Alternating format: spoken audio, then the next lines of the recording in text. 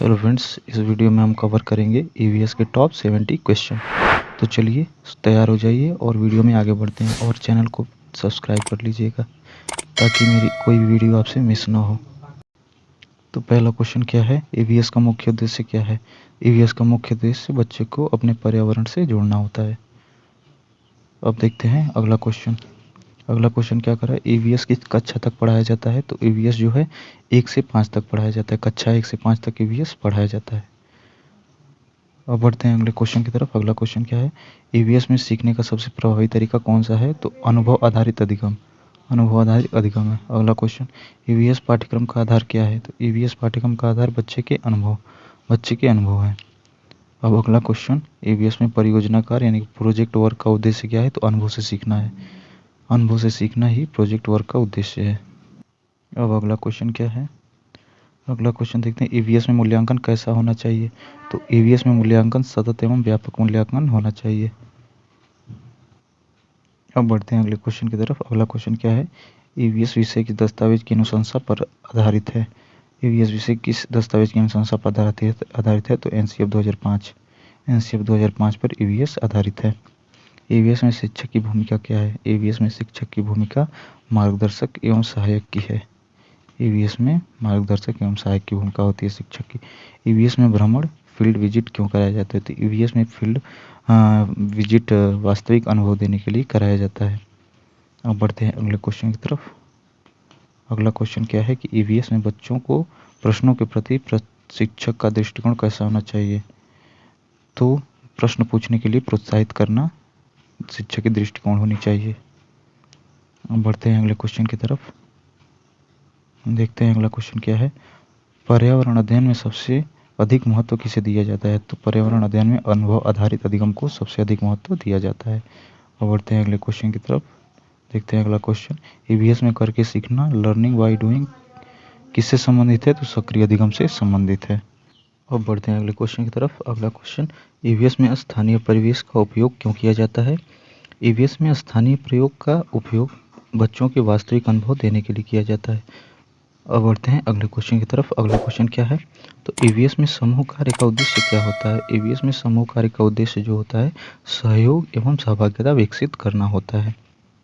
अब अगला क्वेश्चन क्या है, ईवीएस में कौन सा संसाधन प्राकृतिक है? तो जल एक प्राकृतिक संसाधन है। जल जो है एक प्राकृतिक संसाधन है। अब बढ़ते हैं अगले क्वेश्चन की तरफ।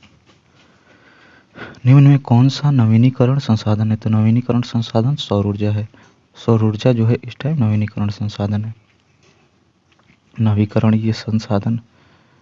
वायु प्रदूषण का प्रमुख कारण क्या है? तो वायु प्रदूषण का जो प्रमुख कारण है वो वाहन उद्योगों का धुआं है।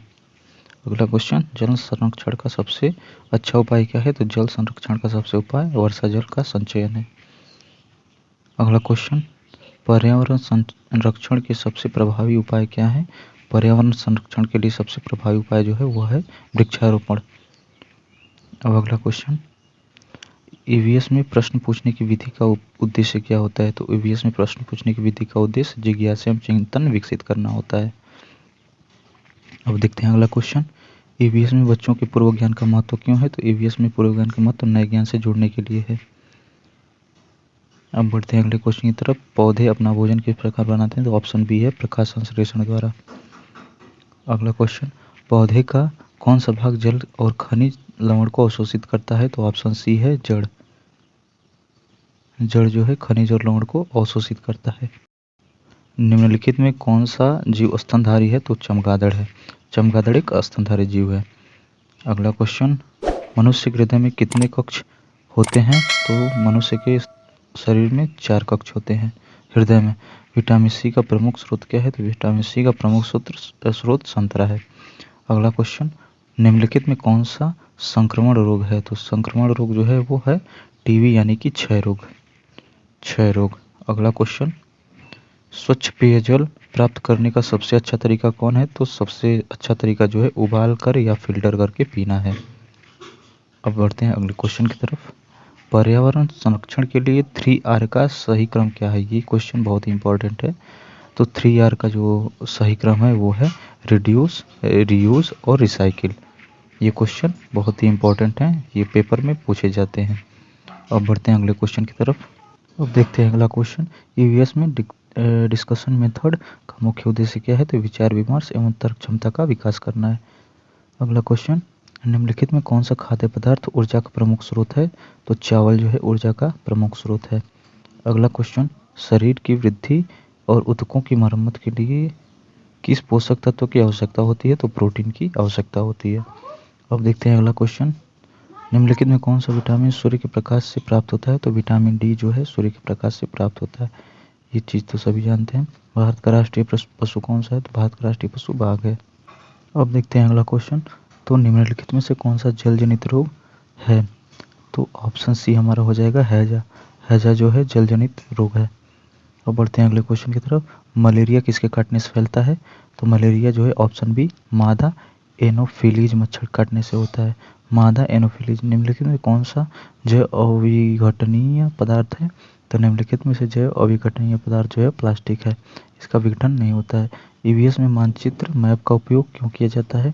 तो ईवीएस में जो मानचित्र का उपयोग होता है स्थान की समझ विकसित करने के लिए किया जाता है। अगला क्वेश्चन, ईवीएस में सर्वोत्तम मूल्यांकन की पद्धति कौन सी मानी जाती है? तो सतत एवं व्यापक मूल्यांकन की पद्धति को सर्वोत्तम मानी जाती है। और हाँ, अगर वीडियो अच्छा लगे तो मेरे इस चैनल को क्या करें, सब्सक्राइब करें, ताकि मैं ऐसे ही कंटेंट आप लोगों को देता रहूं। तो चलिए देखते हैं ईवीएस में बच्चों को सबसे प्रभावी ढंग से कैसे सिखाया जाता है। तो गतिविधि एवं अनुभव आधारित शिक्षण के द्वारा समझाया जाता है। निम्नलिखित में कौन सा जीव अंडे देता है? तो मुर्गी जो है वो क्या देती है? अंडे देती है। ये था इजी क्वेश्चन। अब बढ़ते हैं अगले क्वेश्चन का। मानव हृदय का सबसे बड़ा अंग कौन सा है? तो त्वचा है। मानव हृदय का सबसे बड़ा अंग त्वचा है। अगला क्वेश्चन, पौधे में भोजन बनाने के लिए किस गैस की आवश्यकता होती है? तो कार्बन डाइऑक्साइड की आवश्यकता होती है। अब देखते हैं अगला क्वेश्चन, तो पृथ्वी पर जीवन के लिए ऊर्जा का मुख्य स्रोत कौन सा है? तो सूर्य है। सूर्य ऊर्जा का मुख्य स्रोत है। निम्नलिखित में कौन सा प्रदूषण का प्रकार नहीं है? तो प्रकाश संश्लेषण जो है प्रदूषण का प्रकार नहीं है। ईवीएस में पोर्टफोलियो का उपयोग किसके लिए किया जाता है? क्वेश्चन है कि ईवीएस में पोर्टफोलियो का उपयोग किसके लिए किया जाता है? तो बच्चों की प्रगति का सतत मूल्यांकन करने के लिए किया जाता है। ये क्वेश्चन बहुत ही इंपॉर्टेंट है। तो अब बढ़ते हैं अगले क्वेश्चन की तरफ। अगला क्वेश्चन क्या है? अगला क्वेश्चन जो है, बच्चों में पर्यावरण के प्रति संवेदनशीलता विकसित करने का सबसे अच्छा तरीका क्या है? तो सबसे अच्छा तरीका है प्रकृति भ्रमण एवं गतिविधि कराना। ये भी क्वेश्चन बहुत ही इंपॉर्टेंट है। अब बढ़ते हैं अगले क्वेश्चन की तरफ कि सीटेट ईवीएस में सबसे अधिक किस प्रकार के प्रश्न पूछे जाते हैं? तो सबसे अधिक जो है अवधारणात्मक एवं शिक्षा शास्त्र आधारित जो है प्रश्न पूछे जाते हैं। ऐसे प्रश्नों को आप एग्जाम में पढ़ के जाइएगा। अब चलिए बढ़ते हैं अगले क्वेश्चन की तरफ।